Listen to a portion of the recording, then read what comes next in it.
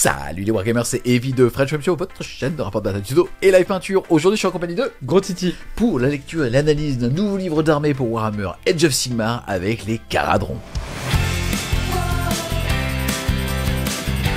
On vous présente donc aujourd'hui la nouvelle version du livre d'armée pour les Caradrons, une armée au style steampunk dans cet univers très high fantasy de Warhammer Age of Sigmar. Perso, je suis complètement conquis. Le défaut qu'on pouvait leur reprocher, enfin ils en avaient deux. Le premier, c'est que c'était quand même une armée relativement récente dans le monde de Warhammer, puisque globalement Age of Sigmar avait connu les Idonettes, les Luminettes et les Caradrons. Donc ils avaient peu d'entrées. Game Workshop vient de complètement rebalancer la chose et on arrive avec une vraie gamme complète de figurines. Ouais. Et là, pour le coup, il n'y a plus de défaut. On va dire au nombre d'unités, ils ont rajouté un personnage, une unité, des décors de faction, enfin une dinguerie. Et le deuxième défaut, et là pour le coup c'est plutôt toi qui va nous aiguiller, c'est le fait que c'était une armée de tir dans un univers de corps à corps et qui malheureusement cassait parfois la méta. Ouais, absolument. C'est une armée déjà qui est complexe à jouer. Caradron, ça a toujours été une armée qui a beaucoup de règles, des règles spécifiques, pas au jeu, mais à l'armée Caradron pure. Donc quand on connaît pas ou quand on commence le jeu, c'est pas une armée qui est vraiment destinée à des débutants parce qu'elle joue essentiellement monophase. On verra qu'il y a des parties de gameplay où on peut être un peu plus agressif et aller au corps à corps, mais dites-vous que vous jouez une armée essentiellement destinée à la phase de tir. Donc ce n'est pas un problème, mais du coup quand le tir était puissant ou que les armées en face étaient sensibles au tir, malheureusement le Caradron roulait un peu sur tout le monde avec un degré de technicité qui rendrait en plus compliqué l'affrontement, la capacité de survie contre ça. Aujourd'hui on est dans une version qui, à première vue, dans ce qu'on voit, nerf un peu le tir, c'est-à-dire qu'il y a des règles intrinsèques au jeu sur les tables, dans les décors, qui vont rendre le tir difficile à s'épanouir dans les prochaines années, au moins dans l'année qui vient.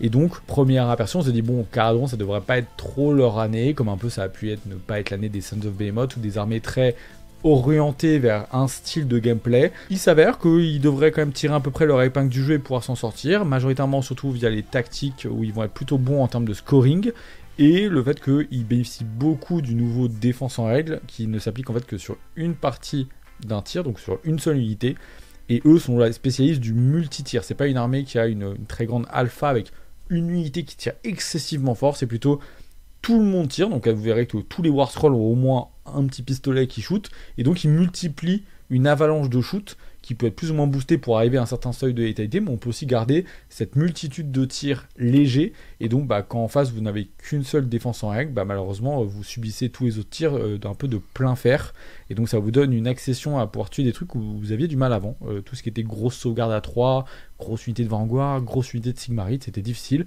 Là ça devient beaucoup plus simple pour l'armée de les tuer. Donc elle a son petit truc à jouer, et en plus elle a son propre gameplay, son propre style visuel. Donc à la table, sur la table c'est en général très joli d'avoir ces bateaux qui se déplacent et tout. Donc à voir comment est-ce qu'ils vont performer, et ce nouveau livre respecte l'ADN, que ça soit en termes de gameplay et de style, tout en offrant des petits twists avec les nouvelles unités et surtout le nouveau décor de faction qui est particulièrement savoureux. Donc le monophase tir n'est plus vrai, puisqu'aujourd'hui tu as de plus en plus d'unités de corps à corps. Il faut aussi noter qu'ils vont bénéficier d'un mécanisme unique, c'est le fait d'avoir des transports sur table. Donc avant on les embarquait dedans, ça fonctionnait un petit peu comme des garnisons, maintenant ce n'est plus le cas. C'est littéralement un bateau qui bouge, qui va emmener les unités par rapport à une capacité de transport avec lui, en les téléportant autour de lui. Et par rapport au moteur de frustration, Game Workshop a aussi décidé de réécrire cette règle pour éviter justement un petit peu de casser le jeu, ce qui est plutôt positif. Ouais, c'est pas mal. Il y avait un moteur là depuis un an, on va dire, depuis leur index, ils ont un système un peu de frustration vis-à-vis du mouvement, c'est-à-dire que ils vont déployer un espèce de château autour des bateaux, et quand vous allez vous approcher de ce château, tout le monde va tellement reculer avec la règle de redéploiement qu'on va téléporter des unités à plus d'une dizaine de pas des adversaires, et donc si vous n'avez pas accès à des bonus de charge ou à des charges à 3D ou des choses comme ça, malheureusement ça devient difficile de faire des combats, et donc on est là un peu à rester dans la pampa, ou alors on fait une charge à 12 et le Caradron il vous regarde en disant mince, en fait je suis au fond du trou. Tout ça a disparu, donc on va être dans un gameplay qui est beaucoup plus accessible aussi en face, et donc forcément une technicité pour les joueurs Caradron plus grande à avoir pour pouvoir survivre aux combats qui vont se passer contre eux. On passe maintenant à l'aptitude d'allégeance, c'est-à-dire la règle de faction et son trait de bataille. Vous allez voir, il y en a plein en plus. La première, c'est l'appui des stratovaisseaux. On en parlait tout à l'heure. C'est une armée qui va jouer justement sur les transports. Vous allez en avoir 3 tailles de vaisseaux, on va dire ça comme ça. Quoi qu'il arrive, vous allez avoir -1 pour être touché si vous êtes de type infanterie, et à 6 pouces des très gros bateaux ou des moyens bateaux. Ensuite, au début de la partie, vous allez pouvoir prendre justement un de vos stratovaisseaux et le mettre en réserve stratégique. Vous allez allez aussi voir que ces stratovaisseaux vont avoir des capacités de transport, et donc au moment du déploiement, vous allez mettre le stratovaisseau plus un nombre d'unités correspondant à sa capacité de transport, aussi justement en réserve, et à partir du premier tour, à votre phase de mouvement, vous allez pouvoir les faire arriver n'importe où sur le champ de bataille à plus de 9 pouces de toute unité ennemie. Ensuite, vous allez avoir à chacune de vos phases de mouvement, dès que vous allez vous déplacer avec un de vos bateaux qui a lui-même une capacité de transport, la capacité donc de pouvoir prendre une unité qui est à 6 pouces du bateau et tout simplement l'emmener avec le bateau quand celui-ci se déplace. C'est ça. Avant, il y avait énormément de tricks de jeu qui était le fait de se dire que dès que le bateau faisait un type de mouvement, alors la capacité de transport faisait que les unités allaient pouvoir justement se mettre autour. Maintenant, attention, ça n'est plus que à votre phase de mouvement. Ouais. Ça change énormément de choses. Par contre, ça reste très fort, puisqu'en fait, en gros, vous allez indirectement téléporter les unités. Je m'explique.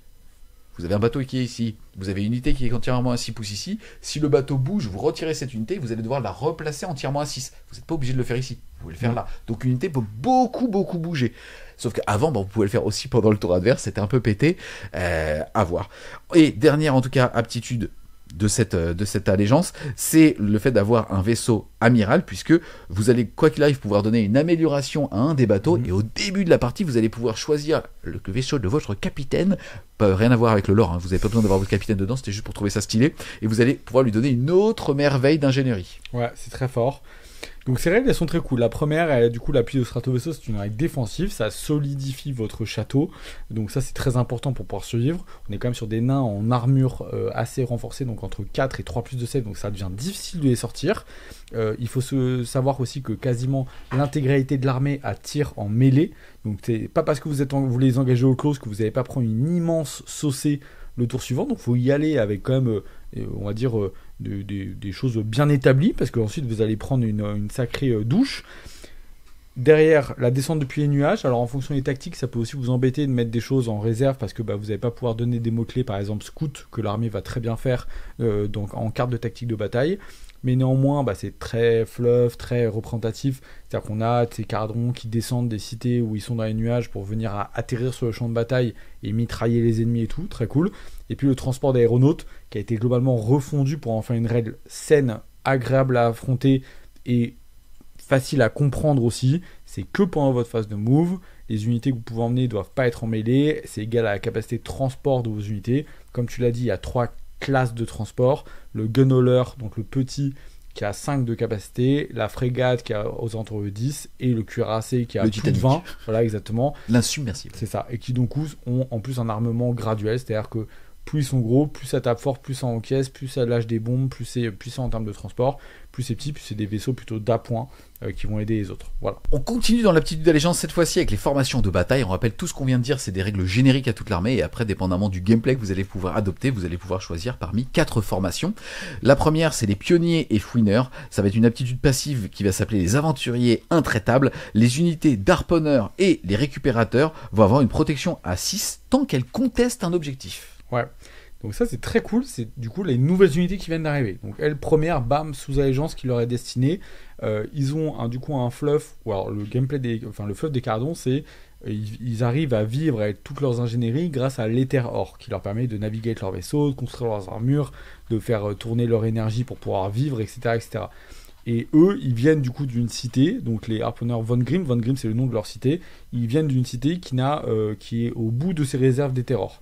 Et donc, c'est les spécialistes, les harponneurs et les récupérateurs, de la récupération de ces unités plutôt agressives, vous verrez dans le gameplay, qui portent le gameplay vers on va dire, le tir très courte distance et corps à corps, on va dire, de guérilla.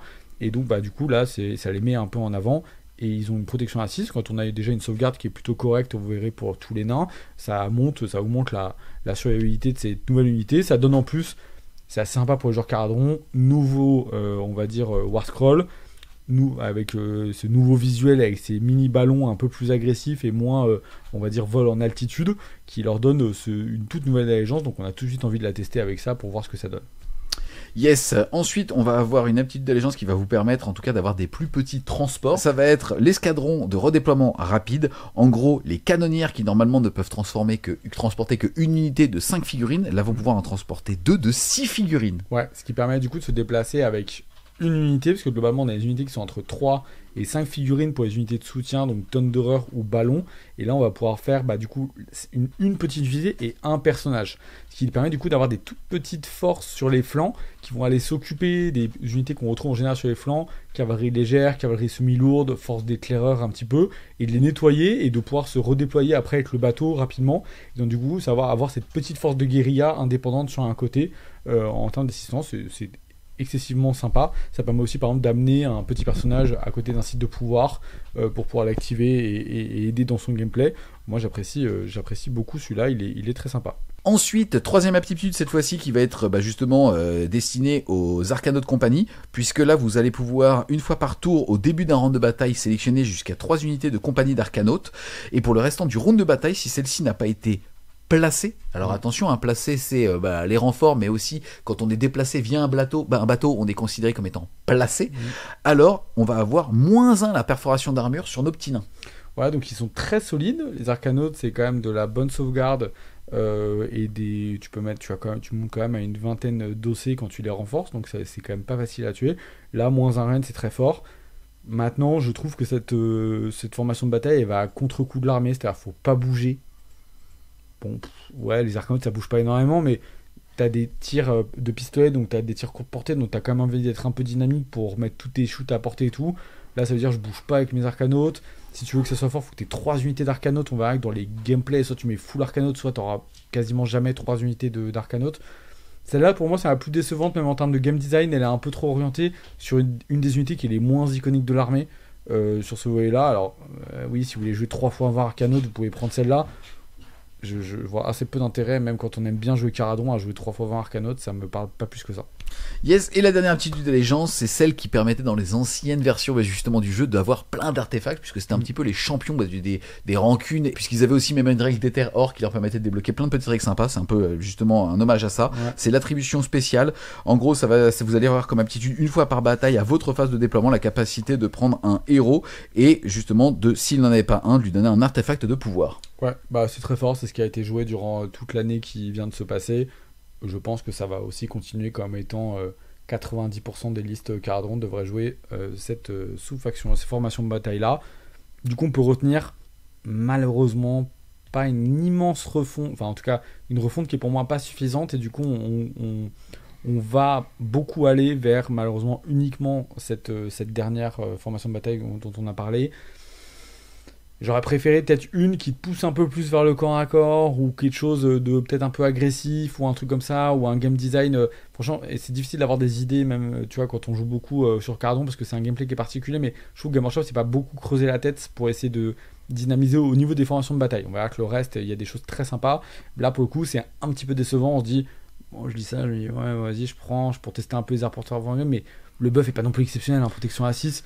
Ça fait pas rêver, donc tu vois, donc je me dis... Ah non, mais là où je te rejoins complètement, finalement, moi la seule que je trouve fraîche, c'est l'histoire de la canonnière, où en fait tu vas pouvoir adopter un style de petits bateaux qui vont justement un petit peu noyer la table, comme tu le disais, en attaque de flanc. Mais c'est pas le gameplay qui marche, parce que c'est pas celui chirurgical qui fait que tu vas prendre une unité et pulvériser en face, quoi. Ouais, puis il est cool, mais bon, tu te dis, est-ce que vraiment je sacrifie, ou est-ce que mon perso il va finalement courir après mon bateau, c'est pas très grave, tu vois, voilà. Je suis d'accord avec toi. Ouais. Vous allez le voir, c'est le seul moment où on va relativement queener, tout le reste est assez frais et propose un style assez unique justement dans cet univers. Ouais. Donc c'est plutôt cool. On passe maintenant aux traits héroïques, ils sont au nombre de 3. Le premier c'est opportunisme avisé. À votre phase de déploiement, vous allez pouvoir choisir le porteur de l'amélioration et jusqu'à 2 unités d'infanterie qui ne soient pas des personnages par contre, et leur faire un mouvement normal. Donc c'est un mouvement scout indirectement. Ouais, c'est pas mal du tout pour prendre la map, et parce qu'en fait, en général, on n'a pas une capacité de transport qui est égale à ce qu'on a sur table. Donc du coup, des fois, on a un peu des unités qui sont à la traîne, et on a une agression qui est un peu en deux temps. Ça arrive en fonction de comment on a construit sa liste. Là, ce que j'aime bien, c'est qu'on peut vraiment avoir toute une flotte, donc ceux qui vont prendre le pré-move, ils vont partir en avant, puis ils vont rebouger, et en fait, les autres vont partir avec les bateaux, donc en fait, on va avoir cette espèce de force. Et là, pour le coup, celui-là, ce trait-là est très alpha. C'est-à-dire que là, pour le coup, si je veux alpha quelqu'un, on est séparé de 18. Pour les nains, ils bougent de 4. On a des armes qui est aussi en portée entre 9 à 18 pas.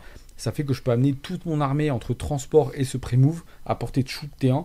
Et donc, je peux vraiment être très agressif dans mon gameplay. Donc, moi, j'apprécie particulièrement ce truc-là. Il est assez cool. Et pour le coup, il est très frais, donc c'est vraiment sympa. Yes, ensuite en 2, on va avoir une capacité passive qui est l'audace d'acier. On va ajouter 5 au contrôle de cette unité. Question pour toi. Caradron, moi j'adore, parce qu'en fait, en gros, ça fait partie des armées où tu peux avoir un putain de ton sur le corps à corps qui va avoir 15 flingues et une grosse masse. Ouais. Et donc le gars, il peut arriver, débarquer, buter un truc au tir, arriver au corps à corps et potentiellement avoir 5 dossiers supplémentaires. Ouais. Est-ce que c'est viable ou pas d'avoir ces espèces de gros tons où on est plutôt dans un jeu où on préfère les totems? Ouais, alors c'est des bons personnages, effectivement, comme tu dis, ils ont des dégâts multiples, donc les mecs ont quand même des flingues de moustache, donc à partir de là, t'es quand même méga stylé.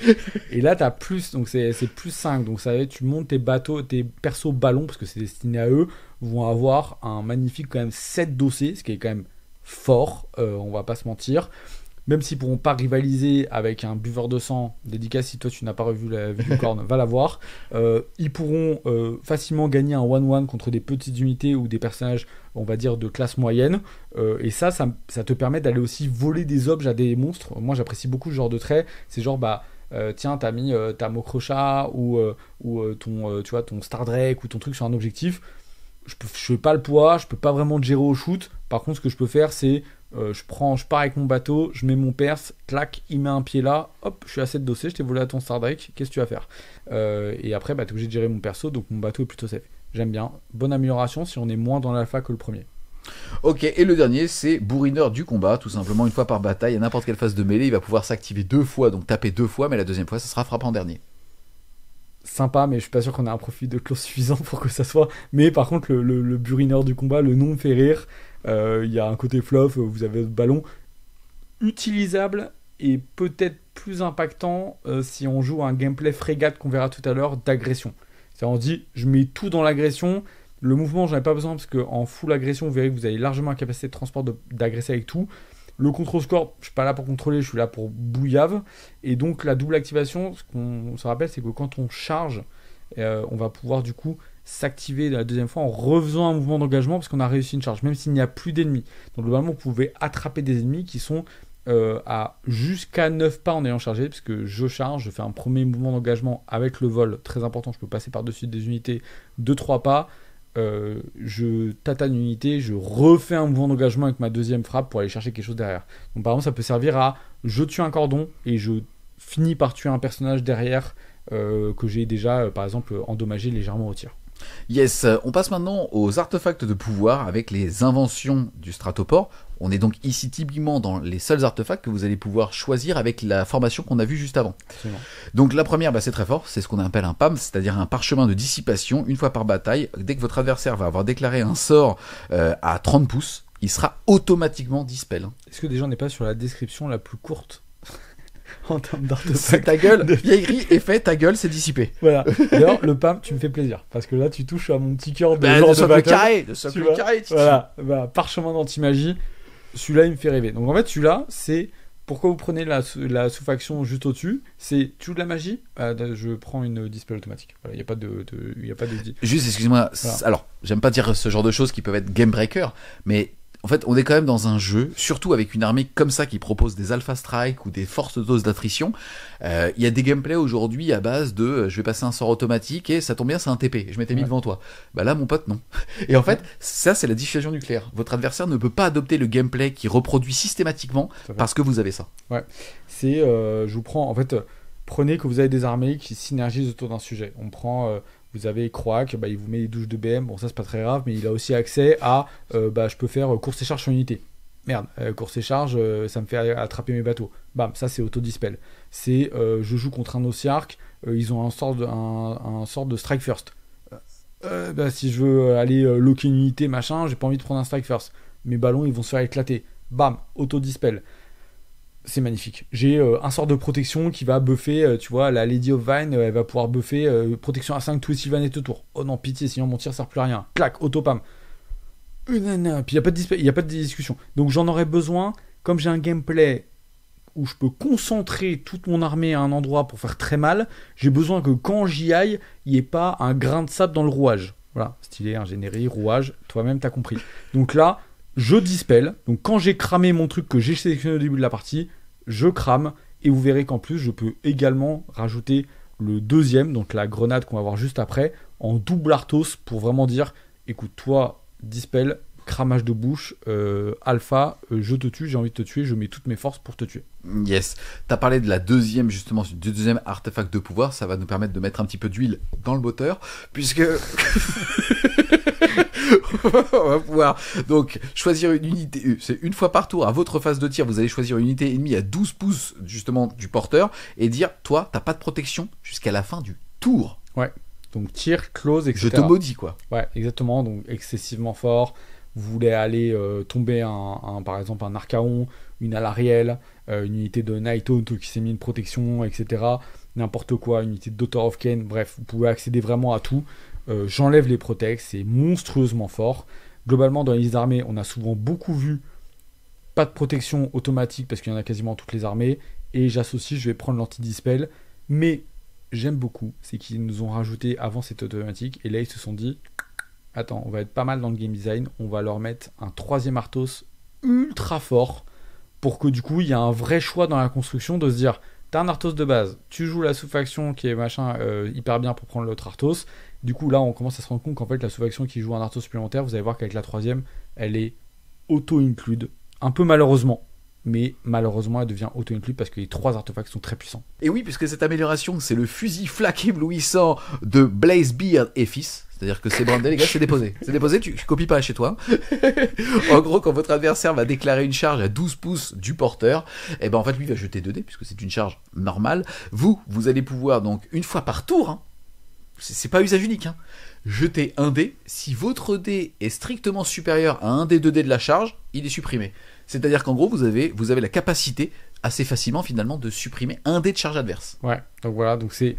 Je rappelle qu'on fait des charges à 3 minimum à AOS. Hein. Alors, il est hyper aléatoire. Ça, vous pouvez couper un dé de charge jamais, ou si vous pétez des 5 et des 6 à la tour de bras, bah c'est en fait tu charges à un dé sur une unité à 12 pas de moins à chaque tour.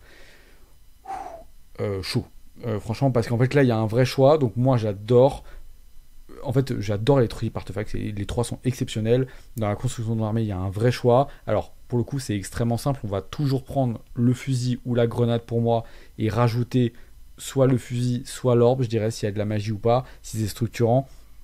Donc, mais en fait, ce qui est dommage avec ce triple artefact magnifique, c'est que, désolé, la sous-allégeance double Arthos, elle est... vu la tranche des Arthos, oui. Obligatoire. Enfin, il n'y a aucun débat. Elle éteint toutes les sous-factions d'un seul coup. On ne jouera absolument que celle-là. Un peu dommage, du coup on se retrouve avec une armée qui est mono sous faction. Yes, par contre, comme tu l'as dit, ce qui est bien, c'est que les 3 artefacts, ils vont tourner en termes de méta. Ouais, et ça c'est chouette. Hein. Ouais. Le fait de, non, moi j'aime l'alpha, et ta gueule, pas de protection, et quoi qu'il arrive, j'ai mon PAM, comme ça, en fait, de toute façon, Teclis, il peut pas faire son prout. Enfin, tu vois, il y a énormément de choses qui font que, moi, je vais assurer mon alpha strike. Ouais. Et après, l'autre, il est plus dans une optique défensif. Honnêtement, franchement, je trouve que, en termes d'écriture, c'est du caviar. Ouais, c'est là. Ensuite, il nous reste à voir quelque chose qu'on n'a pas dans les autres armées, c'est les merveilles d'Andriniri. C'est tout simplement une amélioration qu'on va mettre sur un bateau, un strato vaisseau. On vous le rappelle, vous allez, quoi qu'il arrive, au moment où vous faites votre liste d'armées, justement prendre une de ces améliorations, mais dans votre aptitude d'allégeance, au début de la partie, vous allez choisir une deuxième amélioration sur un deuxième bateau. Personnalisable. Oui, comme l'artefact. Exactement. Ouais. Donc c'est ça qui est vraiment cool. C'est qu'en fait, on rappelle qu'aujourd'hui, c'est un petit peu la doléance qu'on a sur cette saison, c'est que les chemins de quête, donc les tactiques de bataille, ils sont écrits sur la liste. Ouais. Et on aimerait pouvoir changer. Et là, même sur un tournoi, vous pouvez changer justement à la fois, si on a pris la bonne aptitude d'allégeance, un artefact et surtout l'équivalent d'un trait de bateau quoi. Ouais. Enfin, je trouve ça vraiment chouette là pour le coup en termes de game design, c'est très très plaisant. Hein. Ouais, c'est très cool. En fait, et puis en plus ça va bien avec le flotte de l'armée, il y a un peu le côté où les mecs partent à la chasse et terror, ils ont 12 000 tu vois artefacts, le fusil flag de la boutique de mon cousin qui met des anti-charges et du coup là je stuff mes bateaux, donc j'ai pris tel vaisseau dans mon arsenal de mon spatioport parce que toi tu parles de Blazebeard et fils. Blazebeard et fils, la boutique de mon cousin qui s'appelle Blazebeard. Je connais pas son fils mais a priori très sympa. Et donc je choisis le vaisseau de mon spatioport où je le fabrique, où je lui mets telle amélioration avant de descendre au combat. Il y a un côté ultra cool quoi. Et puis vous allez voir, en plus c'est vachement bien écrit, c'est-à-dire qu'il y en a qui vont être très adaptatifs, donc honnêtement c'est vraiment cool. C'est très très fort. La première c'est la bonne vieille coque, oh putain, bref c'est une aptitude passive qui fait que vous allez avoir une protection. Exxon Solution. Et il a son garage sur la 5ème. Putain on voit que ça, dans la rue on voit que ça, il va Starbucks à côté, j'y vais plus. En tout cas, là ça va permettre justement sur ce bateau d'avoir une protection à 5, malheureusement que contre le tir. Ouais. Mais pas mal, parce que comme on a des unités qui volent, on n'a aucun bonus du fait des couverts sur l'armée. Donc si on affronte quand même, il reste des unités de tir assez état dans le jeu, hein, des Raptor Long Strike, ou des choses comme ça, qui peuvent être très dangereuses pour nos vaisseaux. Là, pour le coup, boum, on assoit un beau petit truc, sachant qu'aujourd'hui, on a quand même pas mal de tirs d'appoint dans le jeu, qui peut des fois être un peu état, c'est con, mais des tirs de Moratti, d'Alariel, des choses comme ça, c'est des trucs avec des gros flat 6 ou des trucs, ça peut être un peu dangereux pour les vaisseaux. Vous verrez que ça, plus les capacités de réparation des vaisseaux qui sont assez présentes dans le gameplay aujourd'hui, vous rendent globalement au moins votre vaisseau un peu principal immunisé contre les armées de shoot, ce qui est loin d'être négligeable. Yes, ensuite... On va parler du cylindre à large calibre qui va permettre d'ajouter 2 pouces à la caractéristique de mouvement de cette unité. Globalement, celui-là vous le prendrez et en amélioration vous cherchez de la latitude de jeu à côté, quoi. C'est ça, celui-là générique, très très fort puisque c'est la capacité de projection de notre bateau et du coup d'agression et de mouvement sur la partie avec nos unités. Globalement, dites-vous que ce 2 pas, c'est comme si vous le rajoutiez à n'importe quelle unité transportable également, puisque plus votre bateau bouge, plus du coup vous pouvez transporter vos unités également avec. Donc c'est le schéma que j'ai fait avec mes mains. Exactement, très clair. Et donc du coup le 2 pas, c'est je donne 2 pas à la capacité de transport également. Donc par exemple à mon cuirassé c'est 22 de transport, j'ai 22 unités à transporter qui gagnent 2 pas de mouvement aussi, c'est très puissant. Ensuite on va avoir le casier à bombe pliable de Colbeard. Voilà, c'est le frère de ma cousine. Fais-toi en famille, dis donc. Donc en tout cas, en gros, l'énorme bateau va avoir un râtelier de 10 bombes. Donc en fait, ça va être des capacités à faire des blessures mortelles. En gros, le gros bateau, il va jeter 10 dés. Le moyen bateau, c'est sur du 6. Et le tout petit, c'est sur du 4. Ouais. Et sur chaque 4+, vous allez faire une blessure mortelle. Ouais. Là, cette amélioration indique sur le bateau que vous allez choisir, vous allez avoir +1. Donc ça sera pas sur du 4, mais sur du 3. Ouais. Ça fait pas rire, hein, quand tu dis que le gros bateau il fait flat 6 mortels. Ouais, ça rigole zéro. Alors très important, c'est même pour la frustration dans le jeu, vous ne pouvez pas les faire sur les unités qui ont le vol, puisqu'en gros vous survolez et donc du coup le bateau vole pas assez haut pour survoler des unités qui ont le vol également. Donc c'est pas mal parce que ça évite les frustrations du jeu. Du coup, j'ai survolé ton buveur de sang, tu prends 8 mortels, survole ton alariel, ton machin. Donc ça a marché sur tout ce qui est au sol. Donc j'aime bien le gameplay et ça c'est très fort parce que c'est une grosse source de létalité. Vous verrez que l'armée ne fait pas beaucoup de mortels du tout. Donc du coup, c'est une de vos rares sources de mortels sont les râteliers de bombes. Voilà, donc c'est très important aussi pour ça de garder ces bateaux en vie. Le casier à bombe aussi, très bonne amélioration. On voit déjà les 3 premières sont pas mauvaises. Hein. Donc typiquement, tu joues contre une armée de tir. Est-ce que tu vas chercher un peu l'attrition ? Est-ce que tu prends ta protection à 5 parce que tu as un peu peur ? Déjà, les premiers choix qui se font au bout de 3 et on en a 6. Donc très cool.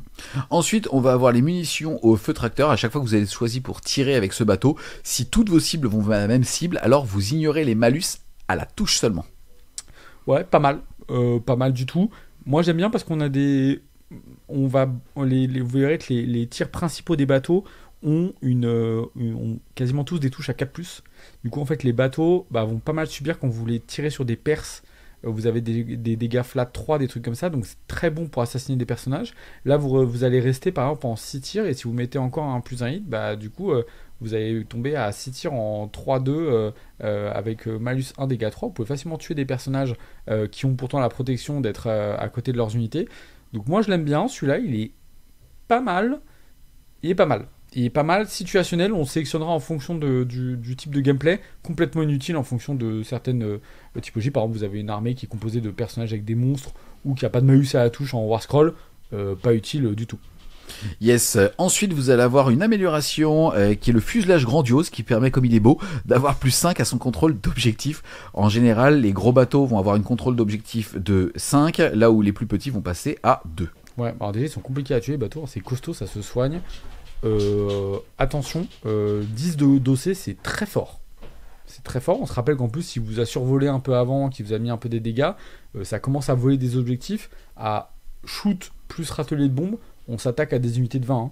Donc 20 mecs posés sur un objet, le bateau il survole, il se met à côté, il shoot, il charge derrière, il a largement la capacité d'encaisser, ou il fait un enfoncement ou un machin, etc. Pouf, je mets une patte, 10 dossiers mon pote. Bah oui, mais comme je t'ai canardé, je t'ai éclaté la moitié, tu vois, au moins un tiers de ton unité, en fait l'objectif, donc tu reprends fort. Ça, plus le petit perso qui a plus de... On peut se balader entre un bateau et le petit perse en ballon. 7 et 10. On est à 17 dossiers qui se baladent en flex attitude, clic dans tous les sens.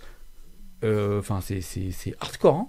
c'est hardcore à y chercher. Il nous reste à voir une merveilleuse landronnerie pour un petit bateau. Là, ça va vous permettre tout simplement d'afficher des cibles blessures mortelles aux manifestations quand vous êtes à portée de mêlée de celle-ci.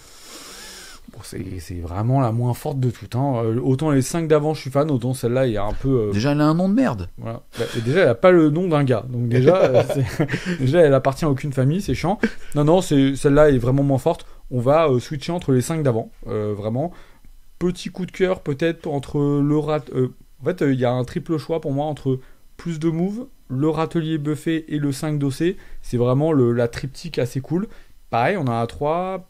étendu à 4 si on affronte une armée de shoot, étendu entre guillemets à 5 si on passe avec l'anti-shoot, enfin le diminuer les malus.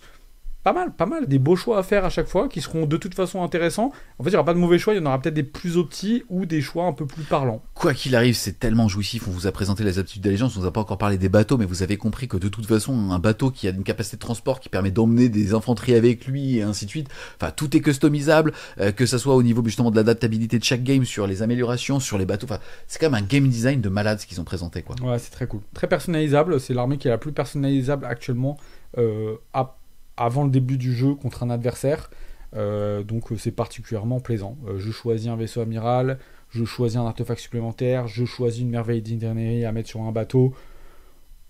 C'est vraiment sympa, hein. Franchement, on a un triple choix avant de commencer à jouer, et ça fait que je peux faire tout un tournoi de 5 parties avec pas machin, même en testant des trucs, quoi. Faites votre premier tournoi avec le nouveau livre Caradron, vous changez à chaque partie, vous voyez un peu les retours, et vous kiffez, quoi. Ouais, et c'est pas tout en termes d'adaptabilité, ça nous permet de faire la transition d'ailleurs avec le nouveau terrain pour les Caradrons, qui est le Stratoponton Zontari, qui lui aussi va permettre justement de fabriquer des drones et donc d'avoir une forme d'adaptabilité, puisque ces trois drones disponibles avaient chacun des aptitudes bien spécifiques. Ouais. En gros, du coup, ce Stratoponton, il permet d'aider à la réparation des vaisseaux. Vous verrez qu'on a des moyens de le déplacer également pour suivre un peu la flotte sur le truc, donc très sympa. Et effectivement, on start avec 3 drones qui ont chacun une fonction. On va vous résumer un peu les drones. Les drones, pour faire leur effet, il faut qu'ils arrivent au contact d'une unité. Donc, s'ils se déplacent quand même de 12, ils ont 5 PV chacun, chef à 4, donc c'est pas si simple que ça à tuer. On en a un, tout simplement, qui va faire un jet de bannissement en arrivant à une manif de 3d6. Et ensuite, du coup, il fait ça, il la bannit, il disparaît. Alors, chaque drone fait son effet et disparaît. D'accord ? Donc, ils vont automatiquement s'enlever petit à petit les uns les autres, même si les adversaires ne les tuent pas. Vous avez l'autre qui va dire, alors lui, il est assez rigolo, il fait un jet de dés. Si le jet de dés est égal ou inférieur à la caractéristique de santé de la cible, il va lui mettre moins 10 en OC. En gros, ça va être fort contre les unités qui ont beaucoup de points de vie. Donc monstre on va dire de classe moyenne de 9-10 PV jusqu'à Sons of Behemoth à 35-40 PV, c'est automatique. Vous jetez un dé, il faut être égal ou inférieur à la caractéristique de PV de la cible. Donc c'est auto-complet. Ça marche aussi bien sur des grosses cavaleries lourdes de 4-5 points de vie, ce genre de choses. C'est moins 10 en control score. Moins 10, c'est globalement toutes les figurines dont on a parlé. Elles sont entre 5 et jusqu'à 10-15 dossiers en fonction des plus grosses factions. Les plus gros contrôles du jeu, c'est des Archaons à 10 dossiers, ce genre de choses. Là, Archaon, le drone, il fonce. Clic, vous jetez un dé, vous pouvez jeter un dé, mais c'est automatique. Moins 10 en dossier, Archaon, c'est un dossier. Je mets un Arcanote, il est repris, merci, au revoir. Le mec, il te regarde, il est là, qu'est-ce qui vient de se passer ? En fait, j'ai un drone, il a lâché des nuages chimiques, du coup, t'es étourdi. Le mec qui est là, c'est quoi le projet ? Sachant qu'en plus, tu les répares, donc tu peux en renvoyer un au tour d'après et tout. Donc, le mec peut passer son tour 3, 4, 5 avec son Archaon à un dossier. Ça réveille, quoi, tu vois. Donc, j'adore. Et le dernier, le plus simple, c'est tout simplement un drone qui arrive et qui lâche une petite mine, qui met des 3 blessures mortelles et qui après disparaît. Donc, voilà. Donc en gros, ils disparaissent tous, soit parce qu'ils sont tués, soit par leur effet, qui est plus ou moins automatique en fonction des sujets. Yes, donc là, Game Workshop a quand même pris les devants, c'est-à-dire qu'on est sur des drones qui vont chacun avoir un mouvement de 12, 5 points de vie, une sauvegarde à 4, ça se tue pas si facilement. Non. Un contrôle d'objectif de 0, encore heureux parce que sinon ça serait un petit peu fort. Mais globalement, pour plein de personnes, c'est pas très clair le distinguo entre un décor de faction, une unité ennemie. Est-ce que tu peux nous expliquer un petit peu comment est-ce que ça va marcher ? C'est-à-dire, est-ce que on considère que ça soit justement le décor de faction et où les drones empêchent par exemple les arrivées à 9 pouces de toute unité ennemie. Au contraire, est-ce qu'on peut arriver et faire des charges auto dessus ? Est-ce que tu peux nous raconter un petit peu comment ça marche ? En gros, vous allez du coup placer votre stratoponton et vous allez mettre vos 3 petits drones de start à côté de ce dernier. Ensuite, imaginons, donc c'est le Stratopontron, il ne bouge pas, sauf vous verrez, on a une seule règle pour déplacer.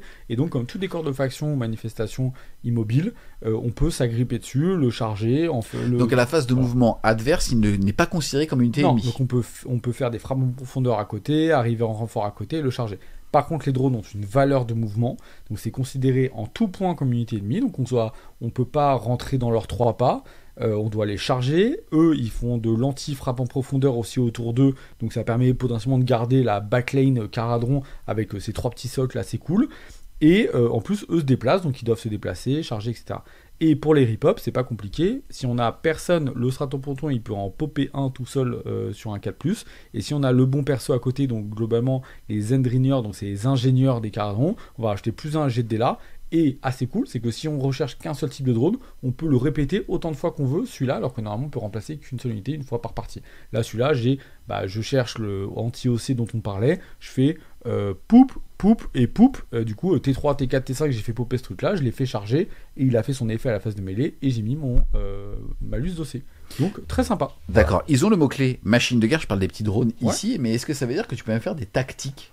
Non, c'est bien marqué, entre guillemets, tout ce qui est drone, etc. est ignoré pour tout ce qui est tactique ennemie en tout point. Voilà, donc globalement, c'est vraiment des unités d'appoint qui n'apportent rien. C'est un peu traité pour les tactiques comme les manifestations, c'est-à-dire c'est jamais pris en compte. Voilà, tout simplement. On a fait le tour de tout ce qui va être aptitude d'allégeance, les artefacts de pouvoir, les traits de co, et même les merveilles d'Andrenir. On est quand même sur un game design de malade. Ouais, moi je tiens à souligner le game design du décor de faction. Autant récemment il y en a eu des plus ou moins ratés, par exemple Night Hunt où c'est full glitché, pas intéressant et le game design est complètement foiré. Autant là je trouve que c'est un des meilleurs game design qui pondu Game Workshop sur AOS depuis assez longtemps. Donc le décor de faction là est hyper stylé, ultra dans le gameplay, ultra dans le fluff de l'armée. Il a un vrai apport d'un point de vue game design, mais pour les joueurs, pour leur offrir du renouveau et tout. Franchement, c'est le feu, donc bravo à GW pour ce travail-là. On ne le dit pas toujours, surtout sur AOS, le game design n'est pas toujours hyper poussé ou hyper réfléchi. On se disait tout à l'heure sur certaines unités en Blade of Corn qu'il y avait des trucs, franchement, ils auraient pu travailler un petit peu plus. Là, c'est bien travaillé, c'est profond, c'est intéressant, la figurine est cool, ça va bien avec le gameplay de l'armée. Donc chapeau, je pense que tous les joueurs Caradron ont d'un seul coup hyper envie de tester leur décor de faction pour voir l'apport de ces petits drones. Qui vont être vraiment cette espèce de petite plaie qui poupe par se suicider, un peu type guerre moderne pour entraver l'ennemi. Yes, on va maintenant rentrer dans le dur de ce Battle Tome en vous présentant les fiches d'unité. On commence par tout seigneur, tout honneur, le seigneur magma de Baraknar. C'est Brock Grunson, il est à 260 points papa, mais il envoie. Ouais, il envoie. Pas que de l'amour, hein, si on peut. Non, c'est clair. C'est un sacré sodomite, tu peux le dire. Tu le connais personnellement, c'est un gros show de la soirée. Il fait partie de la famille. Donc il est très fort. En fait, lui, il faut le voir, c'est vraiment la pièce de soutien. Tous ses points sont dans son profil de soutien. Il a un bon profil de tir et de close qui est vraiment pas anecdotique. Néanmoins, c'est vraiment le pur profil de soutien complet. C'est-à-dire qu'il peut prendre des stratovaisseaux entièrement à 24 de lui, donc sur toute la map. Il leur donne des courses et tirs ou courses et charges, etc. Donc c'est très fort. Au close, il va choisir des unités d'aéronautes. Donc c'est globalement un peu tous les nains équipés et leur dire toi, tu as plus une attaque à la phase de mêlée. Donc hyper fort quand vous êtes soit en mode alpha, soit en mode ma force de close qui est composée de 2 fois 6 ballons par exemple. Je prends Brock avec elle. Ça vous fait vraiment une force de close qui rigole 0. Et après, les terrétlateurs à moustache, ça c'est vraiment rigolo. C'est du coup... On vous l'avait dit, armé avec des mecs qui ont des guns dans les stash mous, donc ça rigole 0, ça met des petites BM supplémentaires à la fin de n'importe quel tour. Et le perso, il fait tout. Donc il buff les vaisseaux, il buff les forces de close, il tire bien, il close bien, etc. Donc il vaut son coup en point clairement pour rentrer là-dedans. Et puis la figurine est ultra charismatique. Il est énorme, hein. En ballon de Baraknar, le chapeau, la stash mou avec les guns. Je l'adore, il est vraiment très très fun. On l'enchaîne ensuite avec sa version sans ballon et avec 30 kg de moins partout. C'est l'amiral Arcanaut. Là, on est quand même à 140 points le perso. Maintenant, c'est le petit général générique. Ouais, tout à fait. Globalement, c'est un perso qui tire ok, close ok aussi, donc il se défend bien. 6 PV ça va à 3, donc il est pas du tout ridicule en perso de soutien. Il peut bien prendre même les buffs d'OC qu'on a vu tout à l'heure, hein. Il est petit, il a un petit socle, il rentre facilement un peu partout. Et lui, globalement, il buff les stratovaisseaux. Donc il dit, tu prends ton vaisseau amiral, donc celui que tu as désigné en début de partie, et il va prendre du coup, il va relancer un jet de touche.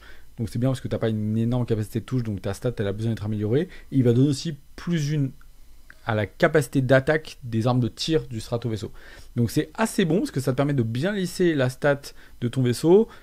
C'est un peu ta représentation si tu n'es pas Brock sur le champ de bataille, parce que c'est l'amiral de la flotte, donc c'est lui qui emmène les forces Caradron quand c'est pas Brock et qui commande un peu le bousin, tu vois, c'est lui qui chapeaute un peu le truc. Et voilà, donc très cool, moi je l'aime beaucoup cet amiral Arcanaute. Bon perso de soutien, vous verrez que c'est un peu la guerre dans les persos de soutien entre les nouveaux, les anciens, etc. Ensuite, on va avoir un petit personnage nommé qui est Drakey Flint, qui lui coûte 130 points. Yes, Drakey Flint, la figurine est ultra charismatique, le perso nain ultra badass avec sa hache sur l'épaule et tout. Il a un fluff de ouf. Et en gros, lui, il a son propre vaisseau, donc il donne un mot-clé à une frégate. Donc il faut forcément que ce soit une frégate, qui du coup devient l'Aesling, c'est son nom. Globalement, alors les armes d'abordage, c'est vraiment un profil assez ridicule, mais il va les buffer parce que son équipage est globalement plus fort au combat, parce que c'est une force d'agression. Ça reste une frégate, hein, donc ça reste une force que vous verrez, la frégate elle est très orientée close dans le jeu. Elle permet de donner globalement des frappes en premier avec des unités, donc c'est des règles qui sont très puissantes. La frégate elle relance ses charges et tout, donc c'est assez puissant. Et en plus, il va buffer globalement son vaisseau en lui donnant une capacité supplémentaire de dégâts, donc c'est assez cool contre les monstres parce que c'est un perso qui a un fluff de chasseur de monstres, donc c'est vraiment sympa. Yes, ensuite on va découvrir une nouveauté qui fait bien plaisir, c'est le Négal Chimiste qui lui est à 130 points. Ouais, alors c'est un nouveau perso qui va du coup, enfin qui marche bien avec avec les nouveaux ballons. En fait il n'y a pas trop de synergie, c'est juste un nouveau perso sur ballon. C'est un peu décevant en termes de game design. Il donne une protection aux aéronautes contre les sorts, les prières, les manifestations et tout. C'est pas mal, ça va servir dans certains cas, mais il n'y a pas non plus un dégât magique dans le jeu qui est assez élevé. En gros, on a Zinch et Croak qui font ces effets-là, c'est à peu près tout, et Nagash globalement. Et après, par contre, il turbo bourrine quand il tape dans les prêtres, les sorciers, les machins. Moi, je le vois comme un assassin.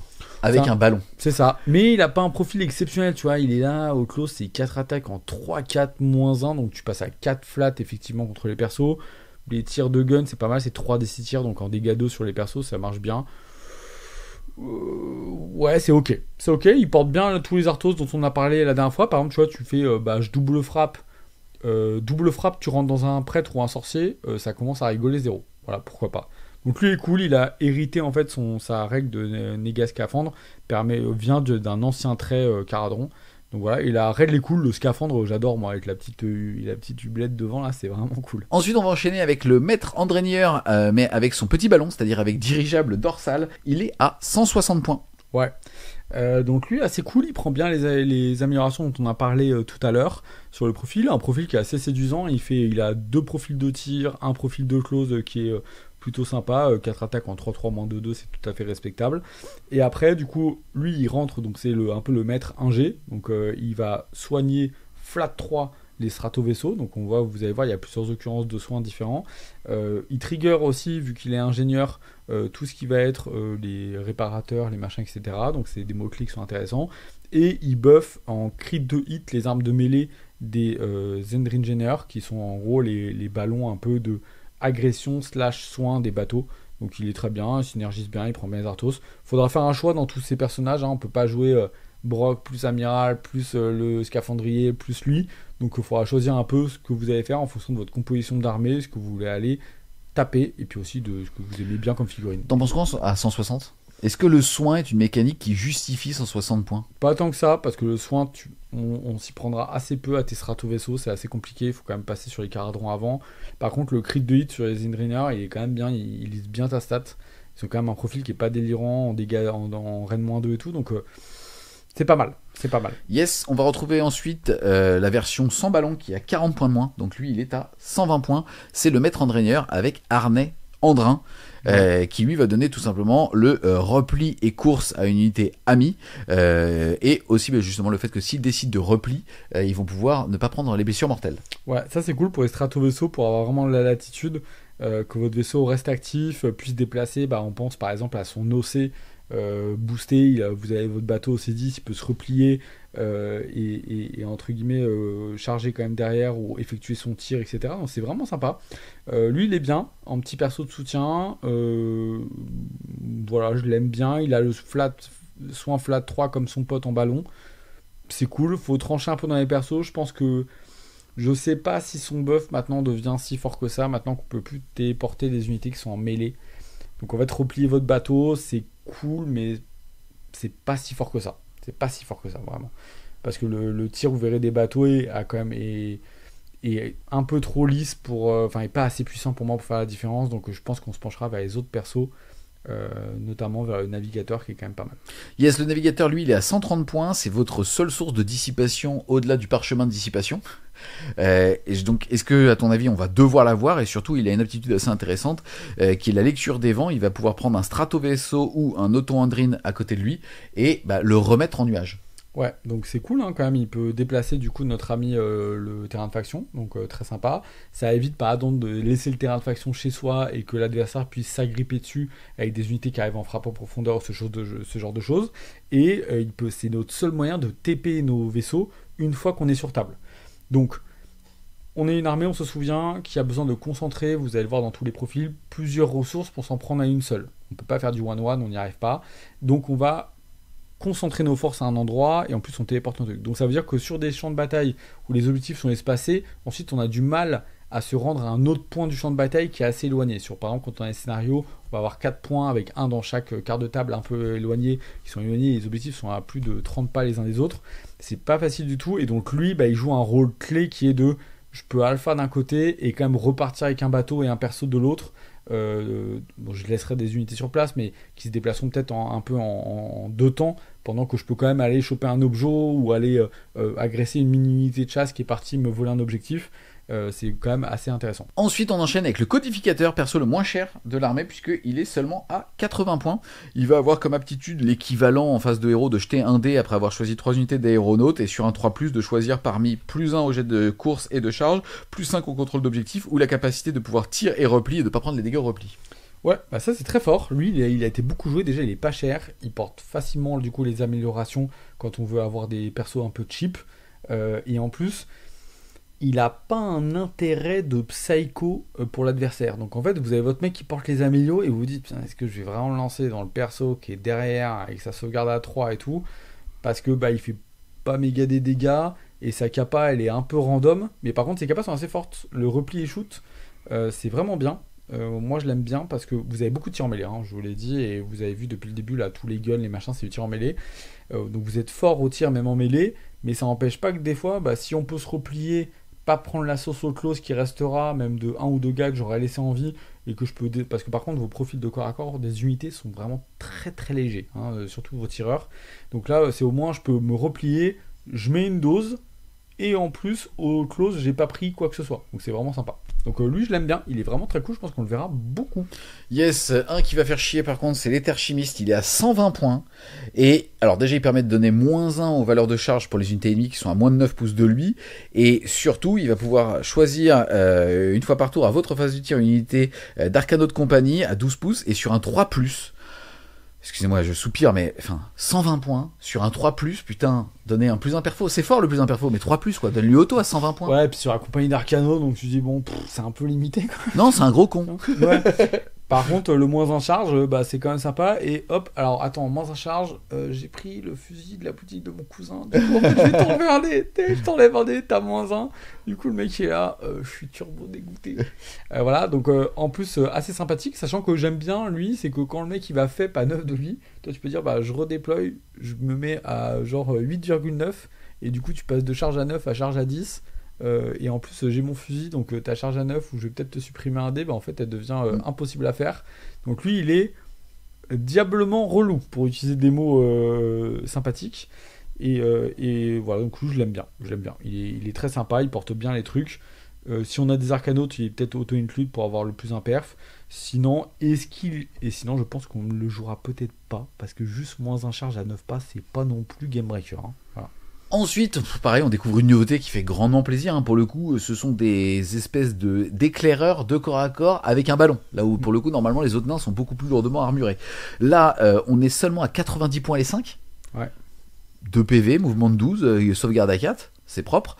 Et derrière, ils vont avoir comme unité, et derrière, ils vont avoir comme aptitude n'importe quelle phase de mêlée, de pouvoir se déplacer de 2d6 pouces, mais doit finir quand même le mouvement en mêlée. Ouais, mais pas avec l'unité avec laquelle vous étiez. C'est pas dit. C'est pas marqué. C'est pas marqué, donc en fait, attention, Lich dans la matrice, bah oui, ils rigolent zéro, hein. Ils rigolent pas. Leur profil. Alors attention, ils ont des profils légers. D'accord, c'est des 90 points, ouais. Voilà, donc en fait, mais on dit, ouais, attends, si je les renforce, ça fait des dingueries. Ouais, calme-toi, Pipo, ça arrache péniblement une dizaine de skinks sur le truc. Non. Donc en fait, c'est de l'unité vraiment de guérilla.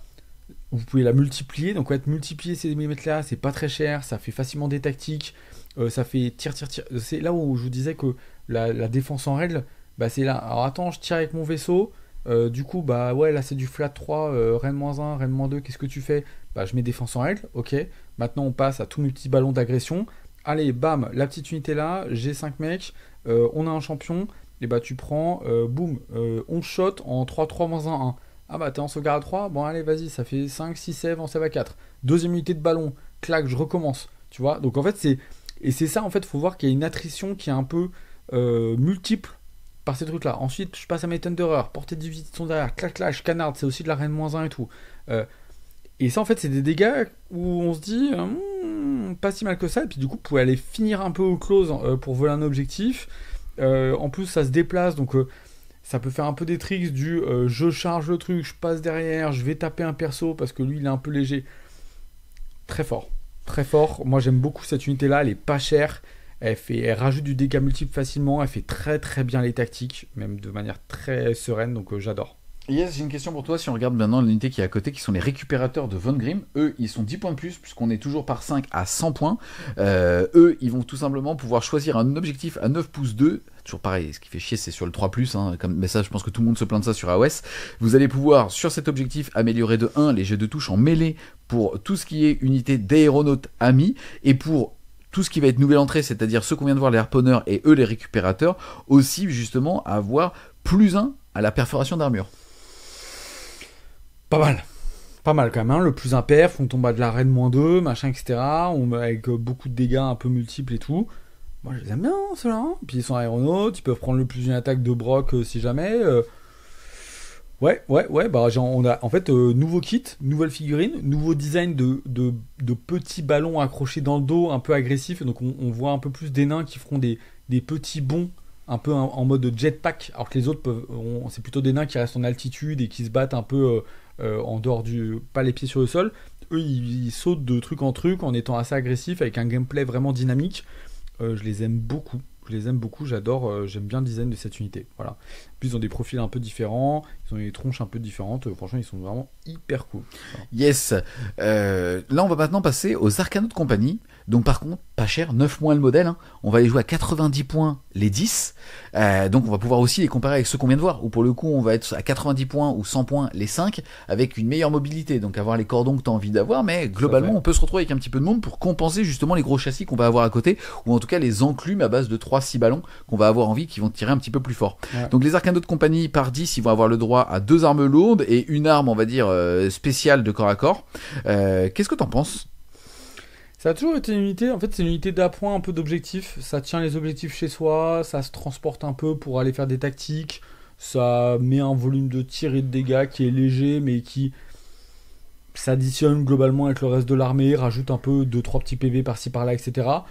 Bonne unité pour compléter les armées, bonne unité de fond de cours qui fait bien son travail, on les aime bien, ils ont toujours une règle où, donc là alors c'est assez marrant, c'est qu'en fait là ils se font charger, tu jettes un dé sur un 3+, ils peuvent tous shooter dans l'unité qui vient de les charger. C'est assez marrant, ça leur rajoute un petit degré de létalité en mode, ils ont vraiment ce côté défensif. C'est en fait, mon vaisseau avance, il prend une unité d'arcanaute, il la pose sur un objectif, tu me charges, je mitraille avec tout, tu vois, donc tu peux imaginer un peu des gameplays assez sympas. On voit que du coup il y a quand même un style où l'unité de 20, bah elle rigole pas trop, mon petit lapinou, parce qu'en fait tu me charges, bah tu prends 20 shoots d'arcanaute qui machin, j'ai pris le petit perse 3+, j'ai plus un perf, bah attention quand même, hein, tu prends saucer, ressaucer, machin, pas mal. Pas mal, j'aime bien le gameplay qu'ils ont fait les Arcanautes. Unité de défense de l'armée qui était vraiment l'ancre dans le gameplay, dans le truc. C'est les premières troupes qui débarquent des vaisseaux et qui vont prendre les objectifs et qui du coup prennent un peu la sauce. Et donc ils ont cette capacité réactive à clic, tu vois, de boucanier aguerri. Donc de contre-shoot légèrement. On peut faire ça plus un tir en état d'alerte. Donc du coup tu peux tirer potentiellement 3 fois dans un round avec eux, c'est assez rigolo. C'est difficile à lire, encore une fois, les Arcanautes, souvent on se rend compte que ça fait pas grand chose, d'un côté ça vaut pas très cher, et là le fait que maintenant sur un 3+, on peut les faire tirer une deuxième fois, j'arrive pas. C'est très difficile de faire des stats sur cette unité. Ouais. Qu'est-ce que t'en penses? J'arrive pas à conclure dessus. Ça fait en fait, c'est ce qu'on appelle une unité qui va faire des dégâts d'appoint. C'est-à-dire en fait, vous misez rien dessus, mais sauf que l'adversaire, bah, il va globalement très rarement dépenser 2 points de commandement pour mettre des défenses en règle quand vous allez attaquer avec vos petits gars et tout. Sauf que en fait, ça met un volume sans reine ou avec une reine de légère et très peu de dégâts spéciaux venus des armes spé de l'unité. Mais sauf que bah, ça gratte, ça fait bah tiens, je t'ai tiré dessus, tu prends assez de sauvegarde, je te tue un élu, tiens là tu perds 3 Night Hunt, tiens ton monstre il prend 4 PV au tir de contre-charge. Donc en fait, bah oui, après ils se font peut-être sabater, peut-être pas. Mais tu vois, puis à un moment t'as un pâté de 20 qui englobe autour de ton bateau. Bah j'ai 20 mecs en fait en moins un touche, save à 4. Bah je me mets défense en règle, 3+, je t'ai tiré dessus. Bah bam, ton monstre il a pris 4 points de vie. Je te tatane un peu avec mes armes parce que tu tapes après avec ton close. Je perds des mecs, tu repapes, tiens, tu reprends 2 PEV. Bah, ton monstre il a pris 6 points de vie. Bah, après on en met les claques, je retire parce que j'ai des guns. Et toi t'es là, bah du coup tu mets défense en règle. Bah non, t'as pas de rend donc j'ai pas très envie. Ouais. Tu vois, bah ouais, mais du coup t'as pas mis défense en règle. Bah tiens, t'as 7 sauvegardes à 3+, pas de rend. Bah t'as repris 2. Ah bah t'es en dégressif. Ouais. Tu vois, du coup c'est vraiment de l'arme d'usure sur le long terme. Donc oui, tes arcanautes, ils peuvent aussi... je me fais charger, j'ai raté mon 3. Bon bah 0, tu te fais taper par un buveur en flat 5, le mec t'arrache la tête. C'est ce petit force de support, et en fait c'est comme ça en fait ces unités permettent de comprendre le gameplay Caradron. Il faut y faire attention, surtout sur le long terme. Vous pouvez pas vous faire tirer dessus pendant 5 tours par une unité d'arcanaute et se dire ouais j'ai pris 0 point de vie. Bah non, tu vas prendre 2, 3 PV, 1 PV là, et puis à un moment, ah tiens j'ai overshot un peu, bah tiens t'as pris 5 PV. Et en fait, tu multiplies ça. Et le nouveau défense en règle les aide beaucoup. Voilà. Et puis on a vu qu'on peut les synergiser. Tu peux leur mettre plus un perf. Tu peux améliorer leur rend. Tu peux machin. C'est vraiment cool. Hein. Vraiment cool. On passe maintenant au foudroyeur Grunstock. C'est clairement l'unité d'élite de cette armée qui permettait, en tout cas historiquement, de faire des énormes alpha strikes de son adversaire. Ça tankait relativement bien aussi parce qu'on est quand même par 2 PV par nain, sauvegarde à 3.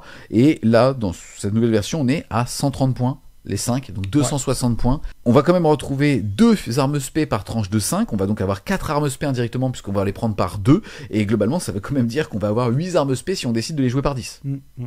Ça rigole pas tellement, ça. Hein. Ouais, en fait, c'est vraiment les tireurs d'élite. Ils ont le meilleur attirail.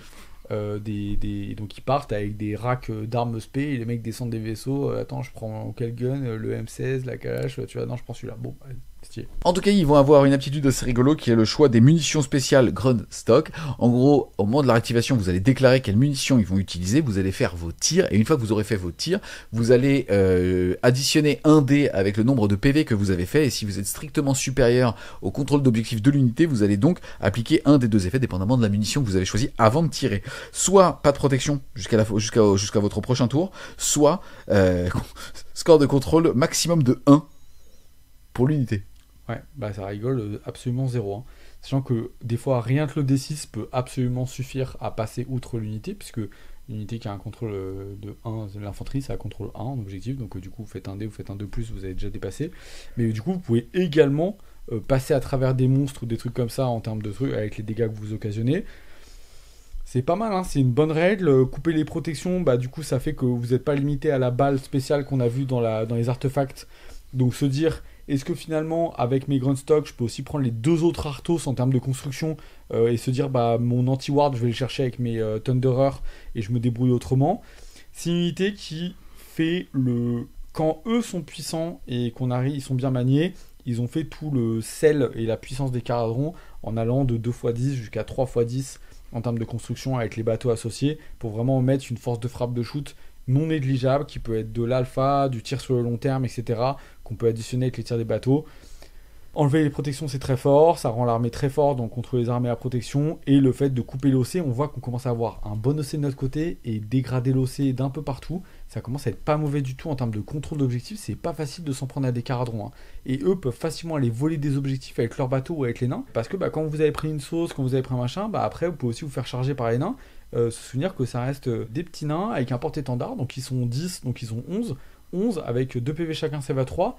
Même à l'arrêt, ils peuvent se jeter sur un ennemi pour voler un objectif sans aucun problème. Il nous reste à voir 2 unités avant de s'attaquer au gros bateau, avec les Stratoguards et les André Gréeur. En gros, on va retrouver les Stratoguards qui vont être à 120 points, les 3, et qui vont pouvoir taper très fort au corps à corps. Et on a les André Gréeur qui eux vont être 10 points de moins, donc à 110 points, les 3, et qui vont plus proposer une forme de saturation. Est-ce que tu peux nous présenter les deux ? Ouais, on en a du coup qui vont, les Stratoguards, ils vont avoir des meilleurs stats de combat, pas forcément un meilleur profil, mais des meilleurs stats. Ils vont plus souvent arriver jusqu'au stade de blessure et de faire des dégâts. Ils sont orientés à la charge, qu'ils ont un charge plus un dégât, tandis que les autres ont un anti-charge plus un perf.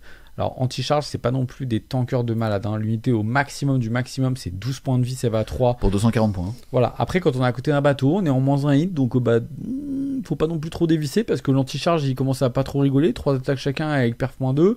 Je suis à côté de Brock, j'ai mis un plus un dégât, on est à 4 attaques par mec, ça commence le pack en riposte. Ah, t'as dévissé, c'est 24 pas en fait, tu vois, en dégâts, en reine moins 2. Moi j'aime bien, c'est qu'ils ont viré les dégâts D3, maintenant on est en full lycée dégâts 2 ou dégâts 3 en charge, c'est vraiment bon. C'est vraiment bon. Ces unités, ils ont 2 particularités. Les ingénieurs, en gros, vont particulièrement soigner les bateaux. Donc, c'est une nouvelle source de soins si jamais vous en aviez pas avec les ingénieurs en personnage. Et les autres ont une capacité qui est très forte, qui dit que quand ils sont engagés au corps à corps à la fin du tour, ils peuvent jeter un dé. Et s'ils triggerent leur D3 sur un 2+, ils mettent des blessures mortelles. Et en plus, ils font un repli. Donc en gros, ça rebouche de 12 à la fin de la phase de move. Donc ça peut retourner à l'abri d'un bateau, ça peut aller voler un objectif, ça peut remplir une tactique de bataille. On pense par exemple à des scouts qui ont besoin de pas être engagés pour trigger des tactiques. Donc eux, ils le font absolument parfaitement, parce que même en se faisant charger, ils vont pouvoir désengager. Et ça marche à la fin de n'importe quel tour. Donc le mec vous charge, il vous rate, il reste un mec, 3+, il désengage, clic, il prend pas de dégâts de repli. Et du coup, je peux scorer mes tactiques au tour suivant avec mon petit loup qui reste, etc. Donc très très intéressant. Petite préférence pour les Stratoguards pour leur souplesse tactique. Mais les ingénieurs sont aussi très sympas. À noter que vous pouvez échanger leur full force de corps à corps contre l'ajout d'armes spé, qui est particulièrement intéressant quand vous jouez des unités de 3, où vous dites je prends juste 3 mecs, je mets double arme spé directement dedans. Du coup, vous buffez votre tir. Donc on revient sur le tir d'appoint proche de ce qu'on recherche chez les arcanautes. Et c'est une petite unité, donc c'est assez facile de dire je tire juste avec ces 3 gars là, qu'est-ce que tu fais ? Je fais rien. Donc du coup tu mets 2-3 petits points de vie comme ça, c'est sympathique. Moi je les préfère globalement dans je pense 95% des cas full close, avec les petits tirs de Cribbler arrivés qui font une saturation qui n'est pas négligeable, hein. C'est 3 tirs par mec, donc ça met du 18 shoot, soit en 3-4, soit en 3-3, moins 1-1, donc un peu relou. On a fait le tour de tout ce qui est humanoïde, on va s'attaquer à la machine, en commençant par le cuirassé Arcanaute, donc le plus gros des bateaux. On est quand même à 460 points pour le Titanic volant. Néanmoins, on a 18 PV, sauvegarde à 2. Allô.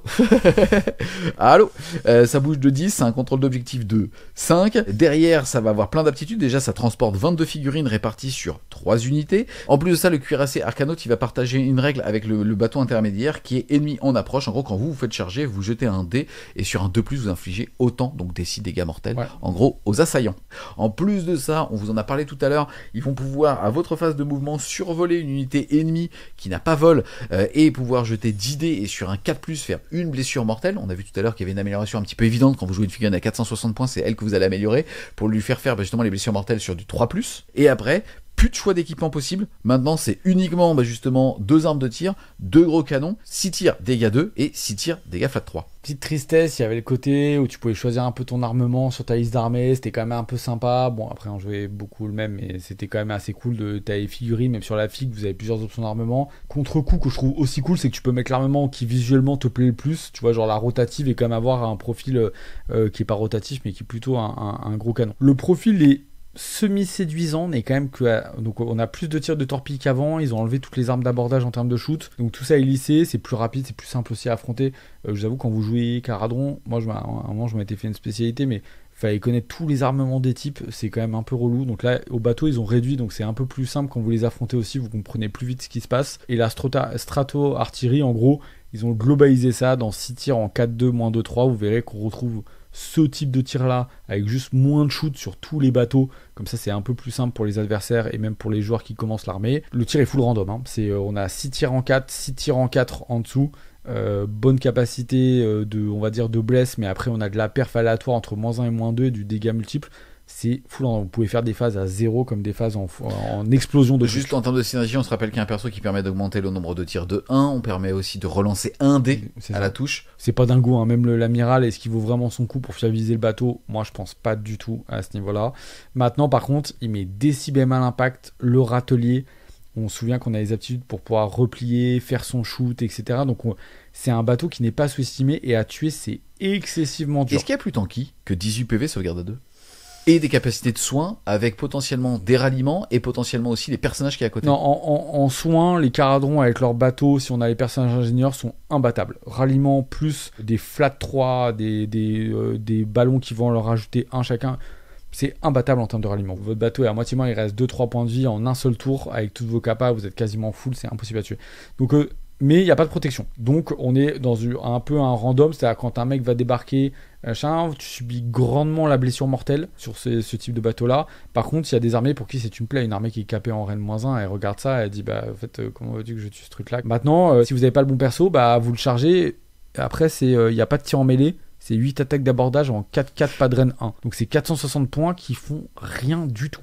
0. Donc pour ça que un petit repli shoot quand même, on va quand même grandement apprécier. Est-ce que c'est pas quasiment obligatoire quand tu joues ce bateau-là? Je pense que si. Voilà. Donc c'est le navire par excellence, celui qui transporte le plus de gars. Il peut partir avec 20 tonnes d'horreur et un personnage. Il peut partir avec 12 ballons. Il peut partir avec 20 arcanautes et 2 persos. Il y a des très très belles combinaisons à faire. Puis c'est un peu l'emblème de la flotte de n'importe quel on va dire joueur caradron. Il faut avoir un cuirassé, c'est comme ça, c'est la base. C'est la base de toute liste. On pourra jouer, on verra qu'on a aussi des gameplays double frégate et tout, ou alors cuirassé qui évidemment tire son épingle du jeu. On enchaîne ensuite avec la frégate Arcanaute. Elle, on est à 300 points, donc 160 points de moins que l'autre. On est toujours sur 14 points de vie, sauvegarde à 2.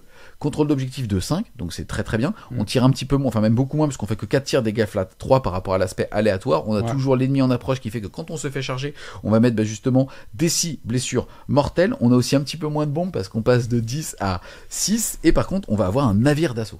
Ouais, navire d'assaut, c'est une règle typique de la frégate qui n'a absolument pas bougé, donc les joueurs caradrons ne sont pas perdus. Pour ceux qui ne connaissent pas cette règle-là ou qui voudraient se lancer dans l'armée, la frégate, c'est le bateau d'assaut qui permet d'aller au corps à corps et qui pousse le gameplay du coup dans ce sens-là également. Le game design dit qu'en gros, une frégate, à la phase de charge, elle peut tout simplement décider de jeter 2 dés, d'arriver à 0,5 des ennemis comme une charge un peu classique. Ne vous prenez pas la tête avec ça, c'est extrêmement facile. Par contre, elle va embarquer sa capacité de transport et l'amener au combat avec elle, et si elle a réussi via cette aptitude-là, elle va pouvoir dire tout ce monde-là à frappe en premier. Donc en gros, ça permet les unités de ballon dont on a parlé juste avant, qui sont les cibles principales de ce truc-là, donc les stratogardes ou les engineers, on va tout simplement chercher à avoir tout ça en frappe en premier. Frappe en premier, c'est une règle qui vous permet de passer à travers la règle de alternance des combats à Age of Sigmar, c'est-à-dire je fais, donc si les deux adversaires ont du frappe en premier, on va faire du ping-pong. Par contre, si je suis le seul à avoir des unités qu'on frappe en premier, je résous toutes mes unités de frappe en premier et ensuite on commencera le ping-pong. Donc en plus, vous pouvez faire, je fais toutes mes frappes en premier, on rentre dans la phase classique, je commence le ping-pong car je suis le joueur opérant, je fais une unité et enfin on va passer à l'adversaire qui fera sa première activation. En général, vous avez déjà subi soit énormément de pertes avant d'arriver à cette phase-là. C'est ce qui rend la chose particulièrement compliqué. Donc le gameplay frégate est un gameplay qui existe. Il peut être une part de votre armée, c'est-à-dire j'ai une base de tir et j'associe avec mon cuirassé et j'associe à ça une frégate avec par exemple 2 fois 6 ballons ou même une seule fois 6 ballons qui est ma partie close pour aller enfoncer un peu un endroit. Ou alors vous avez aussi des armées qui jouent double frégate avec en montant jusqu'à des 18 ballons ou des 24 ballons, etc. et qui sont des armées qui peuvent produire une alpha et un gameplay qui est quand même, c'est assez stylé sur le champ de bataille. Vous avez double frégate qui arrive, entre eux de leurs ballons, qui rentrent dans l'ennemi, tout le monde frappe en premier, ça met des énormes sauces en termes de dégâts sur ce volet-là, sans compter qu'il y a un petit tir d'appoint que ce soit par les vaisseaux ou par les ballons dont on a vu tout à l'heure, qui est non négligeable, qui attendrit un peu la chair avant d'arriver. Et on enchaîne ensuite avec le plus petit des bateaux, c'est la canonnière. Elle est très sexy puisque 140 points, 10 points de vie, sauvegarde à 2. Ouais. Donc elle est ultra tanky, elle n'est certes que contrôle d'objectif 2, donc en fait c'est pas avec ça que non plus vous allez contrôler le board, mais le fait est qu'il y a Et elle prend l'amélioration. Oui. On peut la passer à 7. Ouais, on peut la passer à 7 en effet. Donc 140 points, elle va avoir 3 tirs dégâts flat 3 à 15 pouces, une capacité de transport de 5. Et on se rappelle tout à l'heure qu'il y a une formation qui permet pour celle-là en tout cas de passer à 2 unités et 6, soit 5 plus le perso comme tu nous l'as expliqué. On va avoir moins de bombes puisqu'on va jeter que 4 dés. Et celle-ci aussi va pouvoir justement faire des blessures mortelles quand on se fait charger. Par contre les autres bateaux faisaient des 6, elle fait des 3. Et pour finir, il va aussi avoir le filin de descente qui lui peut utiliser l'aptitude transport d'aéronaute. C'est donc tout simplement en fait que si lui se déplace, il va pouvoir emmener les copains, même si ceux-ci sont en mêlée. Ouais. Et on rappelle que c'est un setup, donc ce n'est pas un mouvement de repli, tu ne prends pas les dégâts. Tu ne prends pas les dégâts, tu peux tirer derrière, tu peux charger derrière, tu peux faire tout ce que tu veux. Donc c'est limité à sa capacité de transport, mais par exemple, si vous êtes dans la sous-allégeance, vous pouvez partir avec 5 Thunderers ou 3 ballons et un personnage, et les redéployer, entre guillemets, là où il va partir, il se barre de 14, donc c'est quand même assez fort. Et du coup, les setups à côté, ils vont retirer, jouer leur partie, etc. Donc c'est vraiment... très très bon, donc je pense que même juste pour cette capacité on en veut un dans toutes les listes, et ça ouvre aussi un gameplay ces aptitudes là dont on a parlé ne sont pas une fois par tour, donc on peut très bien avoir un gameplay MSU, donc Multiple Small Unit, avec plusieurs unités de petits ballons ou de petits mecs à pied qui vont passer leur temps à désengager tir, bouger en tous les sens, setup, faire des tactiques, etc. et ne pas faire des dégâts importants comme une unité de 10 Thunderer et un cuirassé qui vont setup et ça va arroser un peu en mode guerre du Vietnam. Là on va plutôt être petite force de guérilla, je me pose, clac clac clac, t'arrives. Alors on n'a pas de moins 1 hit parce qu'on n'est pas des gros bateaux à l'abri, mais ça reste 10 PV, ça va à 3, donc il arrive, tac, t'es un peu difficile, il me reste 2 Thunderer, un mec, clic, je repars, hop, je bouge de 14, je vais là-bas, qu'est-ce que tu fais, tu me cours après, ouais, donc, et puis tu multiplies plein de petits types, donc avec le défense en règle, aussi il trigger, tu fais quoi, je tire avec mon bateau, j'ai 3 tirs en dégâts 3, tu fais quoi? Rien? Ah bah mince, j'ai fait 3 touches. Du coup, tu prends 2 CM moyennement 3. Après, je tire avec mes 5 Thunder, tu fais quoi? Rien? Bon, je passe à au bateau d'après. C'est fatigant ton truc là. Tu vois, t'en as combien? J'en ai 4 bateaux comme ça. Tu vois, donc j'aime bien. J'aime beaucoup le gameplay, je trouve ça cool. Et puis 10 PV sauvegarde à 2. C'est comment? Donc ils ont bien lissé les bateaux, je trouve ça vraiment très cool. Yes, on a fait le tour de toutes les entrées. Ouais. Donc si on reprend un petit peu, on va avoir 3 bateaux différents, un très gros, on est tout de suite à 460 points, un intermédiaire à 300 et celui-là à 140. Ça veut dire que lui plus les Thunderers, on est à 270 points. Ouais. On peut mettre 2-3, tu peux faire du MSU, franchement, ça peut être assez rigolo. Dans la saison, moi je pense que tu t'as scout. Je pense que c'est l'armée la plus forte pour faire la tactique scout dont on a parlé, qui est la carte de tactique de bataille par excellence. Je pense que Caradron, c'est impossible de l'empêcher de faire 15 points de secondaire sur ces trucs-là. Ce qui rend immédiatement l'armée forte en scoring. Parce qu'il y a très peu de gens qui peuvent se targuer de dire cette carte-là, je dirais peut-être le deuxième plus fort c'est Idonet, et Idonet peut pédaler, vous le verrez dans le rapport de bataille, à cranter, ça se joue des fois à une unité ou deux. Eux, ils vont maintenir, c'est absolument certain, l'ensemble des forces pour pouvoir le faire. Donc franchement, ça, et puis on choisira autre chose, peut-être les trésors ou un autre truc de contrôle qui peut être très intéressant avec eux. Yes, super intéressant parce que même finalement sur les orientations de liste, on va pouvoir faire plein de choses. On peut faire du full corps à corps et ça marche. On peut faire du full bateau, ça marche. Alors il faut être accompagné derrière, mais voilà. On peut faire aussi des armées de swarm avec plein de petites unités de MSU réparties entre des unités de 5 à 80-90 points ou des unités de 10 avec les arcanos de compagnie. Enfin, honnêtement, ça propose plein de choses. Ouais, en fait, c'est du gameplay de shoot, mais qui est un gameplay déjà réparti entre plusieurs unités, qui peut effectivement concentrer une alpha de tir qu'il faut quand même pas oublier. Donc on peut avoir quand même un côté où le Caradron vous saute un peu dessus, déclenche une salve de tir, après vous rentrez dans des pâtés de nains qui sont quand même très difficiles à tuer avec le moins 1 hit save à 3, et puis vous reprenez une salve de shoot, c'est pas forcément hyper agréable en termes de à affronter. Vous avez des gameplays très dynamiques d'alpha de corps à corps sur lesquels vous aurez assez peu d'interaction, parce que s'il arrive en full frappe en premier, c'est un peu ta gueule, tu me laisses jouer et puis tu frapperas quand la poussière retombera. Et vous pouvez jouer des armées équilibrées avec une balance entre tout ça en mettant quasiment, je pense, on peut faire des armées compétitives intéressantes à jouer avec quasiment un war scroll de chaque du bouquin. Et ça c'est quand même très rare, en disant je prends 10 Thunderers, 6 ballons comme ça, 2 x 5 des nouveaux ballons, 10 arcanos de compagnie, je peux changer de perso, machin, etc. Je prends un vaisseau de chaque classe, tu vois, je prends un cuirassé, une frégate, un petit, puis je me fais mon petit gameplay, machin. hyper frais, hyper génial. Tu redécouvres le truc avec le terrain de faction. Je pense que la construction de liste, maintenant qu'ils ont rajouté 2 unités, on peut tester plein de petits trucs sur ce volet-là. On peut mettre quand même beaucoup de monde sur map. On peut mettre du monde. Ouais. Ouais. Si tu joues de l'Arcanote et les nouveaux ballons, il y a du monde sur la map. Alors, c'est pas des unités très impressionnantes, mais encore une fois, ça va grignoter. Il y a des adversaires qui peuvent assez vite s'essouffler tour 4 et 5. Hein. Et même, moi, je vais même au-delà du gameplay. Enfin, quand tu regardes aujourd'hui, encore une fois, depuis cette nouvelle saison, putain, en Idonet, tu fais des listes avec des anciennes listes V2, quasiment en termes de nombre de figues. Là, on le voit. Alors oui, si t'es un gros con, tu vas jouer 2 gros bateaux et puis c'est tout. Mais on voit aussi que tu peux jouer du 40 figurines sur table plus 2 bateaux. C'est cool, en fait. Tu redeviens des armées à 8, 9, 10 poses. Et c'est ça qu'on a envie de retrouver justement dans le jeu. Toi, est-ce que tu penses pas quand même qu'on va être frustré par des armées magie en face? Puisque toi, à part justement un PAM une fois ou un perso qui permet de dissipe, est-ce que tu as les outils quand même pour, entre guillemets, ne pas avoir des games trop à sens unique? Mais en fait, le truc, c'est qu'il y a que les gros sorciers qui vont survivre quand même. Hein. Tu vois, pour moi, oui, un Croak qui va être inatteignable, il va être derrière sa montagne de Croxigore ou de Bastiladon. T'as pas la force pour le tuer. Quoique, attention, Croak, sa tankiness réside dans une protection à 4. Tu peux dire, bah en fait, ce tour-là, Pélo, pas de protection. Donc en fait, si je t'arrache. Mais on va dire s'il est caché derrière. Les autres gros sorciers comme ça, le Tetlis il est beaucoup trop fragile, il voit l'armée Caradon. Ah bah là tu peux le one tap tous les jours. Au contraire, t'es content quand il le joue. Si elle va 5 pas de protection, t'as toute ton armée est -1, -2. Il a le réflexe de stepper pour se protéger, bah là tu dis non mon pote. C'est exactement. Ouais. Donc non, Tetlis je pense que tu l'attrapes. Pareil, tu peux faire souffrir clairement un Nagash ce genre de choses. Donc les sorciers en fait tu les chasses. Donc la magie qui peut un peu te frustrer, tu vas chasser, tu vas pâmer un sort pour agresser, tuer les sorciers. Donc moi je pense que tu souffres pas. Là où tu vas souffrir c'est, pour moi instantanément, c'est clairement le gameplay, le mec arrive, clac, site de pouvoir, boum, ça c'est obscurant, clac, tac, l'objectif il est obscurant, j'ai mis mes 10 brutes dessus, qu'est-ce que tu fais? Le Caradon il te regarde, il te dit bah l'objectif c'est fini en fait, tu vois.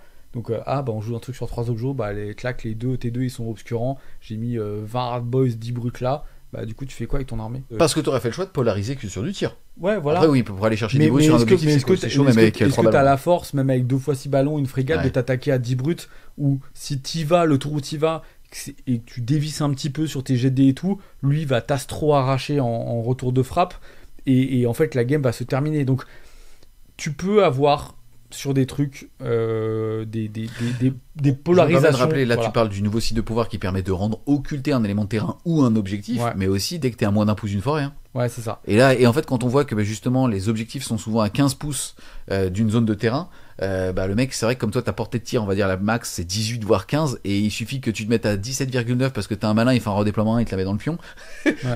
Donc, c'est pas si binaire. La frustration peut venir de ça. Maintenant, l'armée, je pense qu'elle a un design qui est fidèle à son ancien gameplay, renouvelé par l'arrivée de terrains de faction, de nouvelles unités qui apportent de la construction de liste, des types de gameplay différents, un petit côté un peu plus agressif parce que les nouveaux ballons sont destinés à être des unités plutôt dynamiques dans le jeu et pas trop en stand-by à côté des bateaux pour tirer. Donc moi j'aime bien, je trouve que c'est une refonte qui est réussie du livre, suffisamment fraîche pour intéresser les joueurs Caradron, encore plus séduisante pour quelqu'un qui hésitait encore à se lancer dedans ou pas. Ça reste une armée qui est technique. Vous allez galérer sûrement sur vos premières parties, vous faire attraper, mince, je suis loqué au close, je peux plus rien faire, je peux plus tirer, mon bateau il bouge plus, machin, j'ai pas pris le bon perso dans ma construction. Et au fur et à mesure, vous allez rentrer en gameplay, ou peut-être à terme, dans certaines de vos parties, varier les adversaires, varier les armées, varier les scénarios, pour rendre vos parties plus compliquées, parce que plus vous allez devenir fort, plus soit les parties vont être à sens unique, ou ce genre de choses, ou alors il faut jouer des listes variées pour que ça soit agréable des deux côtés. Voilà. Et en compétition, oui, Caradron pourra toujours de temps en temps proposer des gameplays un peu unidimensionnels qui rendront des games un peu straight to the point, c'est-à-dire tu pourras pas faire grand chose et je vais jouer un poil tout seul. Bon, ça fait partie aussi des armées full tir, comme on peut trouver des taux à 40 000 qui font un peu aussi la même chose des fois durant un tour. Voilà. Et ben écoute, en tout cas, franchement, je trouve que on va dire que le tir est dans la cible. Non mais plus sérieusement, en fait, encore une fois, on a un game design, certes, comme tu l'as dit, qui est fidèle à l'ADN là. Ils ont rajouté quand même 2 unités, 2 persos, un décor de faction qui pour le coup lui est très frais et va proposer énormément de tricks de jeu, trop cool. Un grand merci à toi Mantiti justement d'être venu nous présenter ces petits nains de l'espace. On espère clairement que vous allez aimer la vidéo, c'est le cas, n'hésitez pas à mettre un gros pouce bleu dessus, à la commenter, à la partager. Si vous voulez supporter Fred Show Game Show, n'hésitez pas à aller faire un tour sur son Tipeee, le lien sera en description. Et nous on vous dit à plus les Wargamers.